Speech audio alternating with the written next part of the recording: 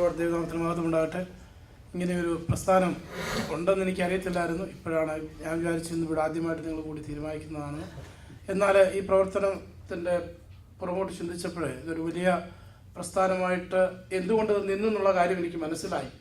നമ്മൾ ഈ രാഷ്ട്രീയ തലങ്ങളിൽ എന്ന് പറയുമ്പോൾ അവിടെ പ്രവർത്തിച്ചിട്ടുള്ളവർക്കറിയാം അതൊരു സ്വല്പം ബുദ്ധിമുട്ടുള്ള കാര്യമാണ്.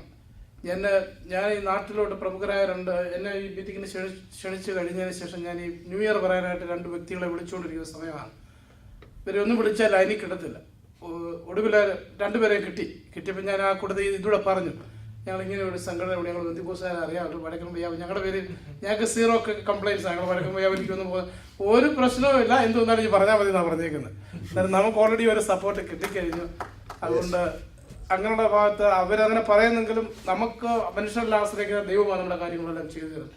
നമ്മൾ ആ ഒരു മനുഷ്യരിൽ ആശ്രയിക്കുന്നതിനേക്കാൾ ഭൂമിയിൽ ആശ്രയിക്കുന്നത്. എൻ്റെ ഒരു വ്യക്തിപരമായ അഭിപ്രായത്തിൽ നമുക്കിതിനൊരു team we have to low we pray for or something we have to say that why we are standing. ഇപ്പം എല്ലാവർക്കും സഹായം എന്ന് പറയാൻ സഹായം എല്ലാവർക്കും ഇഷ്ടമാണ്. എനിക്കും നിങ്ങൾ എന്നെ സഹായിച്ചാൽ എനിക്കും ഇഷ്ടമാണ്.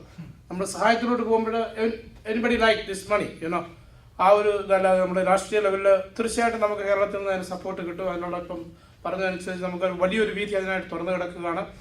എന്നാൽ കഴിയുന്ന ഞാനും അതിനകത്ത് അവരുമായിട്ട് സഹകരിച്ച് പ്രവർത്തിക്കാം. ദൈവ ഈ പ്രസ്ഥാനത്തെ കൂടുതൽ വളർത്തട്ടെ എന്ന് പ്രാർത്ഥിച്ചുകൊണ്ട് എൻ്റെ വാക്കുകൾ വെച്ചിട്ടുണ്ട്.